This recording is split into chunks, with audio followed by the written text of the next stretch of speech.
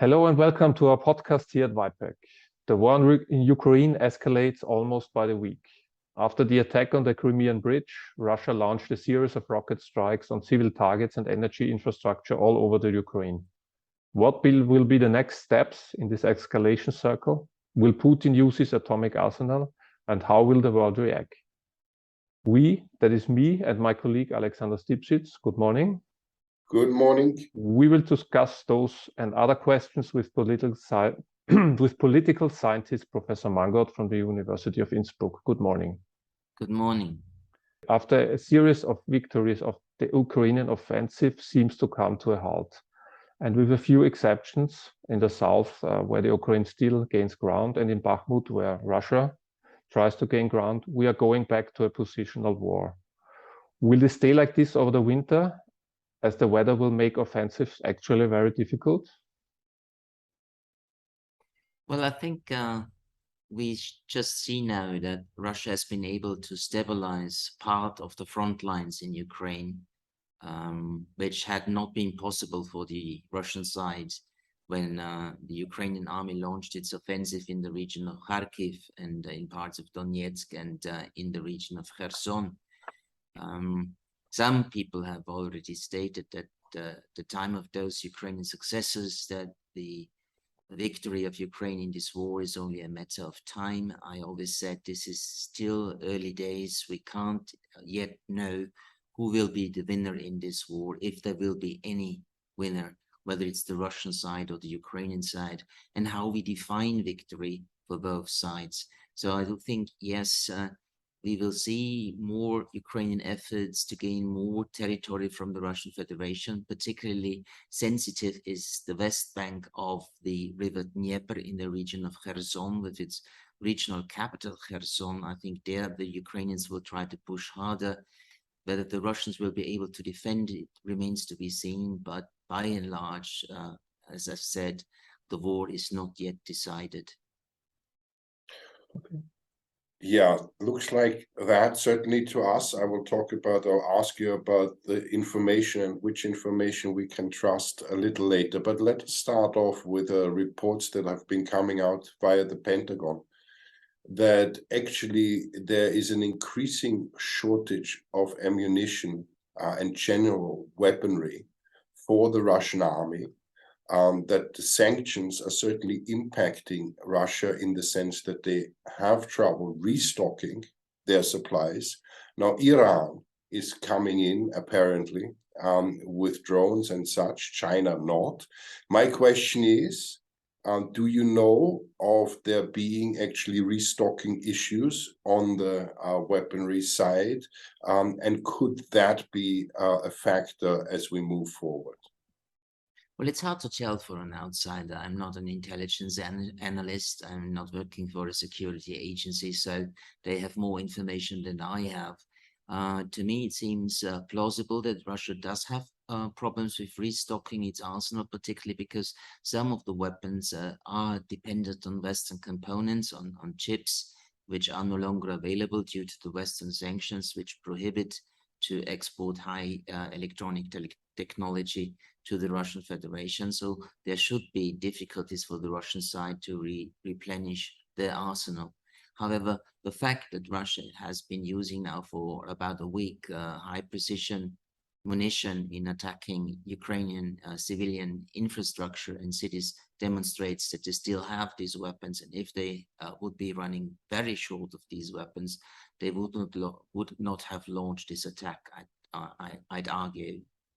That makes complete sense. Just there was an article in the Süddeutsche Zeitung, I think, last week, which stated that Russia has enough of the technical stuff that you need for the rockets for several years, according to their information. So we don't know which side is right. So we can't rely on them running out of ammunition. Yeah. Okay, so that's ticked off. Let me, if I may, then move on to the next big question of supplies, which is the supply with humans, if one may be so cynical. Things have not been going too well. I think we can say that. So the call to arms has not been received as enthusiastically as certainly Putin's regime would have wished. how serious is that problem, especially when we look at reports coming out of certain encampments where actually soldiers apparently are starting to go against each other depending on regional differences and such. So is the morale really as low, to your knowledge? And what does that mean to the war effort? Well, Putin, of course, has waited very long for the mobilization of reservists, particularly because he was aware of the fact that doing so would change the mood in the Russian society, and that actually has indeed happened, because before the mobilization, many Russians were not affected by the war. It was a special operation down there done by special forces, and everything is going according to plan and goals will be reached. That was the official propaganda. Now with the partial mobilization, war comes to every household, with sons and fathers being taken away from their families, taken out of their companies, of their workplaces, and sent to the war zone. That of course has changed the mood in the Russian society, as we were able to see a couple of weeks ago.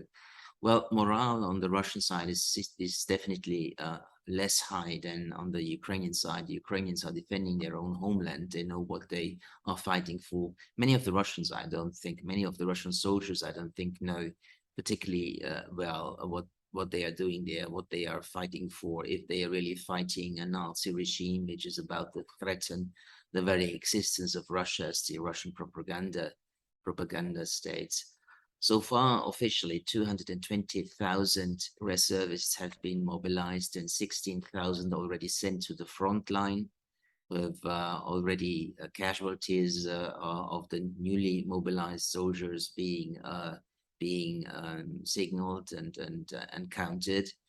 So I think that that was something that experts had expected from the very start. That the Russian side is not very well prepared for a mobilization, particularly if the mobilization is going beyond the 300,000 that the presidential decree has ordered to get mobilized. And this is why we have seen all these scenes with soldiers or mobilized people waiting in camps for arms, for clothes, for training, without housing and the like. That was very poorly administrated by the Russian military, by the Russian Defense Ministry. So this, of course, is not going to raise the morale of these people. The question is, how effective will these mobilized reservists be at the front line? But they get only a very short training of about 10 to 14 days, and then are sent to the front line. I think they are not well prepared to fight, and so I think that part of the mobilized soldiers will not be sent to the front, but will be used in the occupied regions for logistical tasks, for controlling functions, making free more specialized soldiers who are performing these duties now, and these more specialized soldiers will then be sent to the front line, where they are desperately needed, because Russia actually lacks a lot of troops at the front line, which also was one of the factors why it suffered seriously from Ukrainian offensives in the past 8 weeks. And the successes that they recently had is, like in Bakhmut, is especially going back to the Wagner group, as far as I've heard. So which is already a specialized, not governmental, but military group, yeah. Yes, they're fighting for Bakhmut, and they have been doing so now for many, many weeks. The Russians have made some progress. The situation in that city is very, very dire. Many people have fled. A lot of buildings have been flattened by the Russian artillery bombardment. It may be the case that Russia in the next weeks will get hold of this city, but this is only a very minor gain in terms of territory, given the very long duration of the fight for that city. We have seen many thousands Russians fleeing, especially the educated and the young ones fleeing the country. Many of them going to Kazakhstan, which was supposed to be a supporter of Russia, or at least many in the West expected this. But Kazakhstan since then already distanced itself from Putin to an extent, also China. So Is Putin, is Russia about to stand alone soon in the global community, or is this just wishful thinking of the West? As we've seen in the United Nations resolutions, only 4 countries stood with Russia. The resolution concerning the annexation of the 4 eastern Ukrainian provinces. But on the other hand, though the annexation is clearly a violation of international law by any standards, still 35 countries abstained from condemning Russia, amongst them China and India. So where are we standing on the standing of Russia? Well, the March voting on the Russian invasion, condemning the Russian invasion in Ukraine, had an almost similar result than the more recent decision by the United Nations General Assembly on the illegality of the annexations of these 4 Ukrainian regions that Russia now claims as its own territory. In March, we had 141 nations condemning the Russian invasion. Now we had 143 nations condemning the annexation by Russia. So it's more or less the same. We had 5 no votes in March and we had 35 abstentions in March and now. So the mood is not actually shifting among the community of states within the United Nations. And I don't think that Russia is isolated globally. It's definitely isolated by the West, but the non-West, the rest of the world, so to speak, does have an ambivalent relationship to Russia. Some are openly supporting it, others are not condemning the Russian actions because they actually do consider the West to be partly responsible for this war, and they consider the West hypocritical now in how the West responds to the Russian war of aggression in Ukraine, and they do not want to be pushed by the West now to oppose Russia, so they abstain. And we see these abstentions in Africa, in the Arab region, we see it in Southeast Asia, we see it in parts of Latin America. So no, globally, it's not isolated. It would get isolated, I think, even by countries like China and India, if the Russians were to use nuclear weapons facing a disastrous military defeat. If the Russians do use those weapons, which is not sure, but is possible, then I think Russia will be globally isolated and will be considered the pariah by almost every nation on the globe. Let's let's push that elephant out of the room for a moment, because people like to discuss this nuclear option, and I don't even know what to say about that anymore. But we may get back to it. But what I find interesting, that was not on my list here, but I just want to ask you that. The West, the so-called West, is being accused of hypocrisy. But I mean, let's be honest. Do you know of any war of this particular kind having been waged by, let's say, the US, and especially considering the deliberate shelling of civilian targets? I remember that every misguided, misplaced rocket was counted that may have hit a civilian, unfortunately, and there's been a lot of transparency, at least to my knowledge, by most wars that the West was engaged in the last 20, 30 years.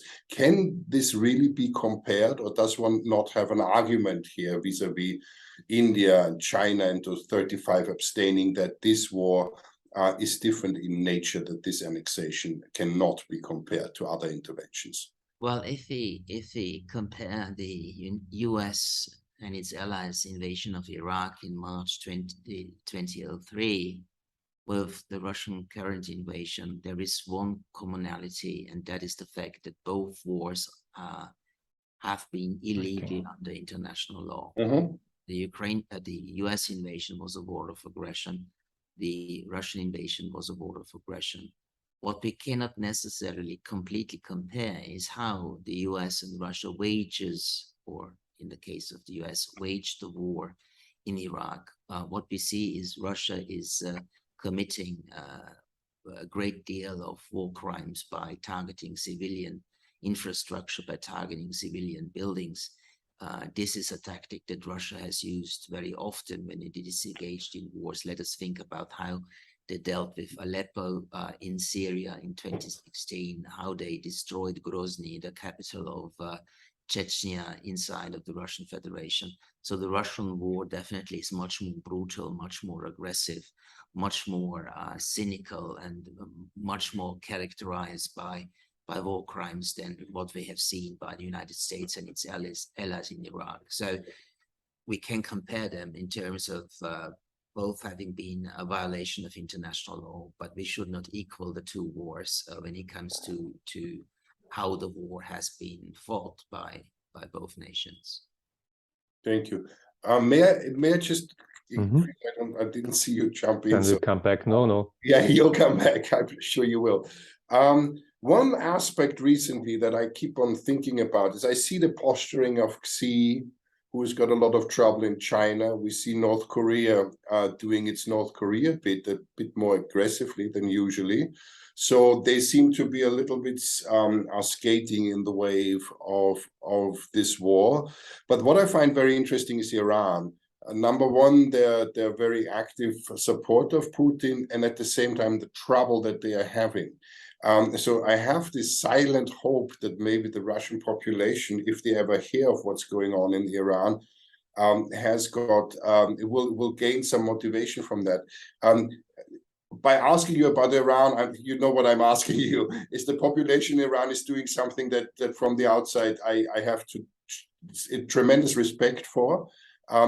Is that something that is known in Russia, and how much of a problem is that also for Putin if it works? Because personally, I don't think that this time the Iranian regime can suppress this uprising totally. I don't know where it's going, but I don't think it can be suppressed. Is there a relationship in what's happening in the world with dictatorial states? Sorry, that's the question.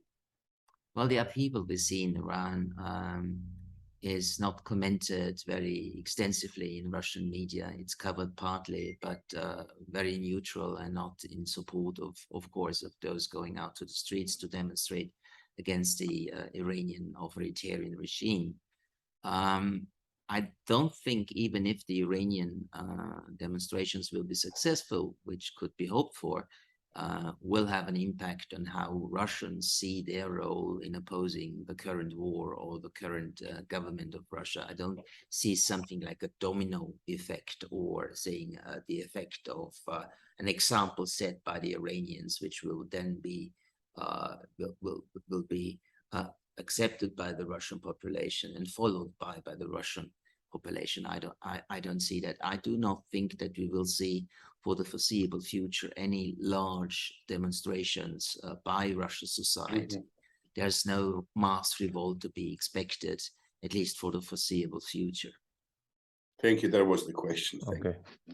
Then maybe back to the annexation. As we said, on September 30th, Russia declared its annexation of the 4 eastern Ukrainian provinces. To me, it's more a sign of weakness, as it seems that Putin doesn't expect to conquer more lands for the Ukraine, at least in the foreseeing future, as he even called for negotiations. But now, of course, he can also call an attack on those provinces, an attack on Russia itself. So did the chances of him using tactical nuclear weapons increase with this annexation? What do you think? As there's also a lot of pressure from extremists within Russia to use them, as we also have heard in the past few days. Well, first of all, Putin rushed through with these annexations because he needed a success before the Russian population, and particularly vis-a-vis the war party in the Kremlin, who has been very dissatisfied with how the war had been going on before. I do think that by annexing these territories, which of course is illegal under international law, Putin has created a very difficult position for himself, because if Ukrainian forces reconquer parts of the annexed territory, then the question will arise if the Russian army is not even able to defend the homeland. And secondly, by annexing these territories, what could Putin offer in negotiations? Well, he can't simply say, well, for 3 months, Kherson has been part of Russia and now we're giving it away again.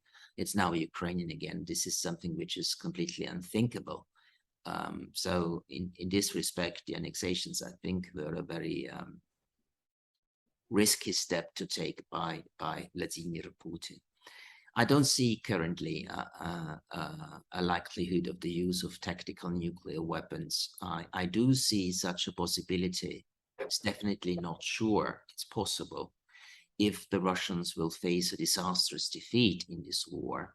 So if they get pushed back beyond the lines they held on February the 24th when the invasion started, or if even Crimea is going to be attacked by the Ukrainian side. In the face of such a military disaster, I consider it possible, I don't say likely, but I consider it possible that Putin will order nuclear strikes in order to stop the Ukrainian offensive, because he fully understands if he loses the war disastrously, if he's going to lose Crimea, then he will lose his job. And of course, he doesn't like that perspective. And so I do think it's possible that the Russians will make use of these weapons to terrorize the Ukrainian population and to force the Ukrainian government to stop its offensive against the remaining Russian positions and to agree to negotiate about a ceasefire. So this is kind of the paradox of this war. The more Ukraine wins back, the likelier it is that Russia will use atomic weapons. Absolutely. The more disastrous the war becomes for the Russian side, the more likely the use of nuclear weapons is. According to the nuclear doctrine of Russia, Russia facing a conventional attack will only resort to nuclear weapons if, as it is stated, the very existence of the Russian state is at risk.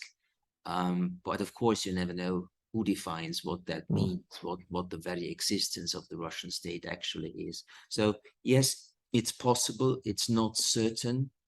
I would not even say it's likely, but it's possible. And I'd say the more, and I stated it before already, and you in your question, the more threatening the situation gets for the Russian side, the more likely is the use of tactical nuclear weapons. Which is paradoxical, because this would most likely end Russia and of the world going with it. So I want to move the elephant out again. I'm looking for hope with you, as always. Let us talk about provinces, and let us talk about dissent within Russia. That is, may not necessarily be huge on the street from the public itself, but there are, of course, several voices in several provinces that are saying this may just be the time to poke the bear in the back a little bit and start little fires. How do you? I hear that from my last remaining Russian contacts in Russia, that is actually something that is happening and that is real, and that's actually playing out with this attack within the army recruitment center as well, so that the army from within is facing problems, and that Russia, not yet apparently, but may actually suffer in its integrity through this war by certain regions trying to release its grip, basically. Well, we have some data on the mood in the Russian society, and what we can see is that the support rate, the approval rate of Vladimir Putin has decreased over the past weeks by about 6%. Officially, according to the opposition minded Levada Sociological Polling Center in Moscow, support is still at 77%. I think we should not really think very much about the absolute numbers, but about the trend, and the trend is now going down. Besides that, Levada reports that the number of those Russians who feel shocked and feel anxious about how the war is developing has increased significantly over the past four weeks. So yes, the mood in the Russian population is changing. And the situation in the army is very difficult. We have seen a lot of rotation in top functions of the military over the past 8 months. What we have not yet seen is the sacking of the defense minister and the chief of the general staff, Shoigu and Gerasimov. A lot of speculation has already been online over the past 2 months that they will be sacked, but so far Putin sticks to these people. But obviously, it seems that both actually should be replaced, according from a Russian military perspective, because Shoigu obviously was not able to use the enormous financial resources to really modernize the Russian army. So its conventional capacity, as we can see in Ukraine, is limited. So I guess Shoigu is politically responsible for the failure of a thorough army reform in Russia. And Gerasimov, of course, as the chief of the general staff, also has to accept the blame for various blunders that the Russian military leadership has made during this invasion of Ukraine. So in the top echelons of the defense ministry, the military and the civilian side, we see trouble. And well, this incident when Russian recruits shooted against each other also shows that the morale is low, that people don't want to go there to fight. They don't understand why they should fight Ukrainians. They don't believe the official Russian propaganda that Russia is threatened in its existence, as Putin has argued quite recently. So yes, there's a lot of trouble we see within the army and within the army's leadership. Insurrection from any Asian republics an issue? Because that was something that's been rumored that may be coming in the winter, which would really task the army from inside and could have an impact, just as a speculation. Well, we have no credible reports about insurrections by certain parts of the Russian army, particularly in the economically weak countries where most of the drafted soldiers are coming from, and who have the highest number of soldiers who were killed in this war in Ukraine. So no reliable data and no evidence that we have so far. But I think that the Russian leadership should be careful to equally mobilize recruits all over Russia and not just focus very much on those economically weak regions where the protest mood in general is very, very limited, but could increase significantly if this imbalanced asymmetrical recruitment policy by the Kremlin is going to continue. What's happening at the moment in Belarus? As we've heard that I think Russian and Belarusian army is training together. Will we see that they together will attack Ukraine from another direction, or is this just showing the muscle? I don't think we will see an invasion in the north. We had one at the beginning of this war, which failed. But only from Russian forces, and now only from Russian forces. But I don't think that the Belarusian soldiers, that the Belarusian army will join the Russians in fighting in Ukraine, because first of all, the offensive potential of the Belarusian military force is very limited. They are not highly qualified to wage such a war on the side of the Russian soldiers. And secondly, and that's much more important, allowing or ordering Belarusian soldiers to fight on the side of the Russian army is a very extreme threat to the stability in the country, to the repressive stability in the country, because people would not like such a Belarusian engagement against Ukraine. And the risk is high that the demonstrations we have seen in 2020 after the fraudulent presidential elections will restart with people opposing the regime now publicly again. And what we also have to fear, or at least Lukashenko has to fear, is the fact that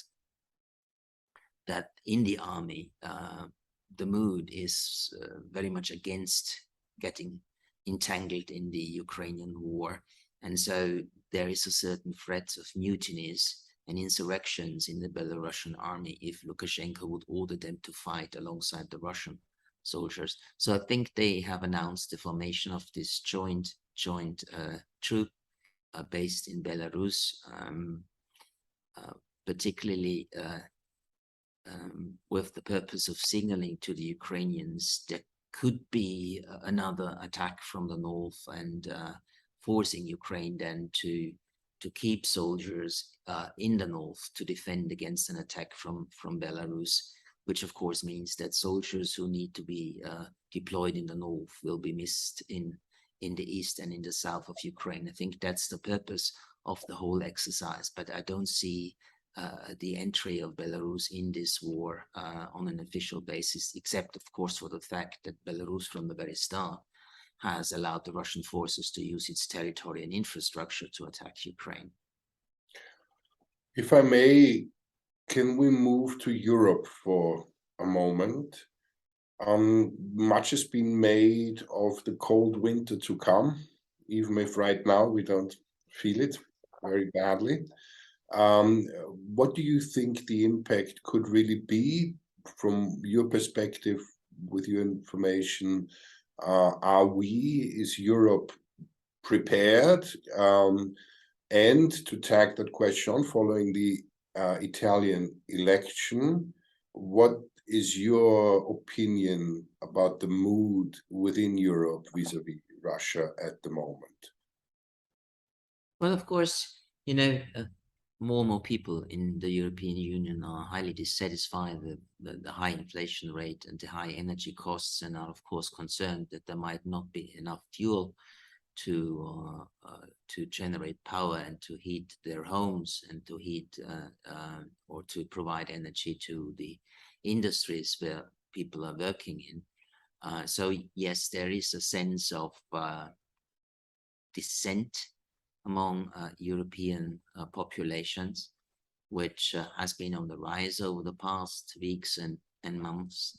But so far, we have not seen public manifestations of this dissatisfaction, except for some demonstrations, particularly in the Czech Republic, I have to mention, that have happened over the past weeks. But this, of course, could change in the winter, and we definitely will, when we most likely will have a shortage of gas, and when households will have to lower the temperature in their houses, in their apartments, and have to pay high energy bills. And that, of course, is one of the motives of the Russians to lower the supply of gas to the European Union. They want to influence the EU population. They want it to put pressure on their respective governments to stop supporting Ukraine and to lift sanctions against Russia. That's definitely something that the Russian side is interested in. I don't think it will work. Even if there will be large street demonstrations, I don't see that most of the EU governments will give in and say, okay, we stop supporting Ukraine. So this strategy by the Kremlin, I think, will not be very successful. The most affected countries inside the European Union, if Russia were to cut gas supplies completely, are Germany, Austria, the Czech Republic, Hungary, and Slovakia. This is a sub-region which is particularly vulnerable to a cutoff of gas supplies, because they have no alternative, almost no alternative suppliers. At least the East Central European countries are without such supplies. Germany, of course, has started to get gas from other suppliers, and Austria will profit from gas from Norway, which will be delivered to our home country in this winter. So if we don't have a cold winter, and if the Russians continue to supply about 75 million cubic meters of gas per day, as they have been doing for the past 2 months, then there's a likelihood that we can get through this winter without serious implications for private households. That's not the case for the industry, however. But at the end of this winter, the storage sites will be completely depleted. And if the Russians continue the cutoff of gas supplies, it will be very, very difficult to fill the gas storage site next year. So the next winter, the winter 23 to 24, could be much more complicated, much more difficult, much more threatening for the European economy and Europeans, much more disastrous than the winter that we are facing now. Well, luckily that's another year away. So yeah. President Biden, when asked whether Putin is a rational actor or not, answered, yes, he is, but his objectives are irrational. Is this a good assessment? And maybe a follow-up question, did we have seen any physical deterioration in Putin's health in the past weeks, months? Well, As actually, we thought in the beginning. Well, actually, I didn't fully understand what Biden meant. If someone has irrational objectives, how can he be rational? If he's rational, then he doesn't have irrational objectives. What we can certainly say is that Putin had the expectation that he and his army will be able to suppress or to invade Ukraine and to conquer Ukraine and install a new government within a couple of days or weeks. So this expectation Putin had and the war party had been ridiculous. These were illusions, as they found out very, very quickly. So I do think that Putin is a rational actor. He thinks that his objectives are rational and can actually be achieved. But as it turned out, he made a lot of miscalculation. Not just he himself, but the advisors around him, the security service, the army leadership, and others. So yes, a rational actor believing in the fact that the objectives set by Vladimir Putin can be reached. But as it turned out, this expectation was wrong. So this doesn't make Putin an irrational actor, but a rational actor who obviously doesn't know all the facts and then faces different results from what had been expected by Putin and his leadership. You have one more question? I do. Or you want to make the finish? Because I have a rather populist question at last. Okay. Please do. After Russia's military performance so far, was Obama maybe right in calling Russia a regional power, at least militarily? Or are we in the West again too optimistic and the big assault is going to happen next summer?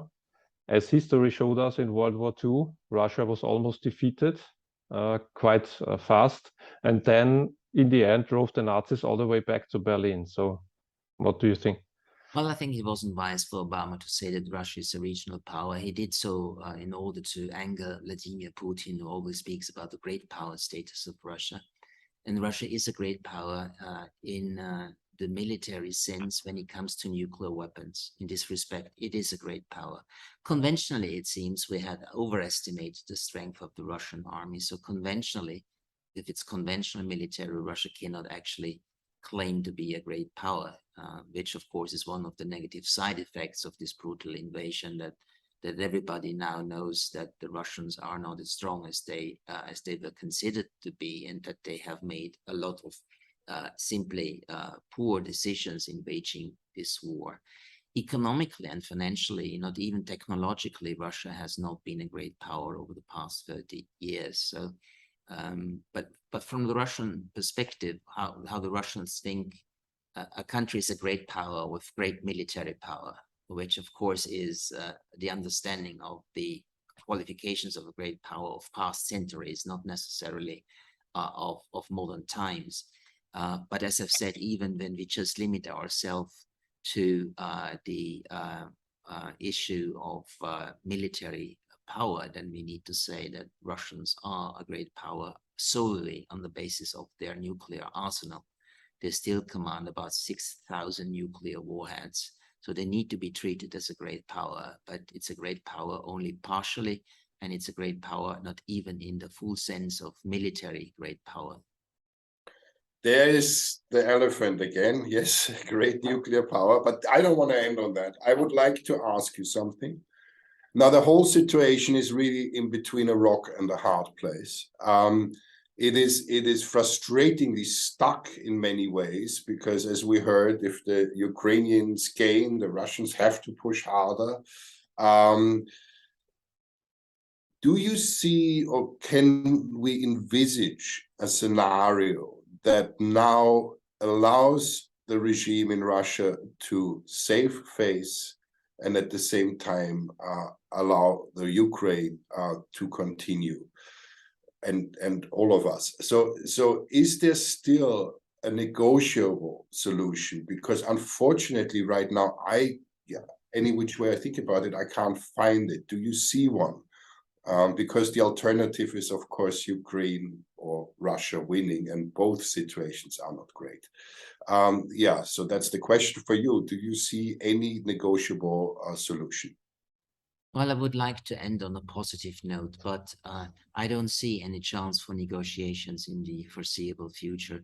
The Ukrainian side actually is quite hopeful to win this war based on the recent successes on the battlefield. So they want to push for more military gains to make and reconquer territory currently occupied by Russia. The Ukrainian leadership is also saying they are not willing to negotiate with Putin. They say they are willing to negotiate with the Russian leadership, but with a different president.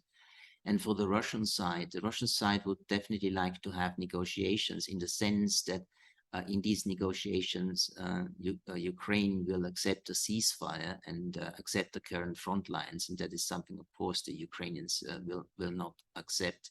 And as I said before, what can the Russians offer to the Ukrainians in order to find sort of a foundation for a ceasefire, at least a ceasefire for a certain time, if not permanently? So no, I don't see any chances for negotiations, and I actually do not see the chance that any outside actor will be capable of bringing the two sides together. Turkey has tried hard, but it has not succeeded in this effort. China most likely will not get engaged in bringing the two parties to the negotiation table, because if the Chinese fail, then that's a reputational failure that they would certainly like to avoid. So no room for negotiations at the moment and in the foreseeable future. So what we will see is the war is going on, and war ends either if one party achieves victory and defeats the other party, or if both sides are exhausted militarily and can no longer hope for gains on the battlefield, and that brings them to the negotiation table. But both scenarios are not in place at the moment, and I don't see that either of these two scenarios taking place in the foreseeable future. So that long period of peace that we've had certainly in Europe is over, basically, for the foreseeable future. Apart from the Yugoslavian wars, yeah. Yeah. Yes, of course. Peacetime is over. We have a major war in Europe, a war that we have not seen since 1945, because the wars in the former Yugoslavia were more limited than the current fighting in Ukraine. So it is the largest conventional war, or war in general, that we have seen in Europe since 1945. We have not expected this to happen. We have actually expected that peaceful times will continue. But as it turns out, peace needs to be fought for. Peace needs to be maintained by careful and wise policies and good political decisions. And it seems that something went wrong in Europe over the past 30 years. Well, then that note. So yeah, we can learn from this in the future. Let's hope. Yes. Okay, then I think, yeah, true. Then I think let's wrap it up here. Thank you for your time and for the answers, and we will be back. Yeah, good day and good luck. So the same to you, and thank you for having me for this interview.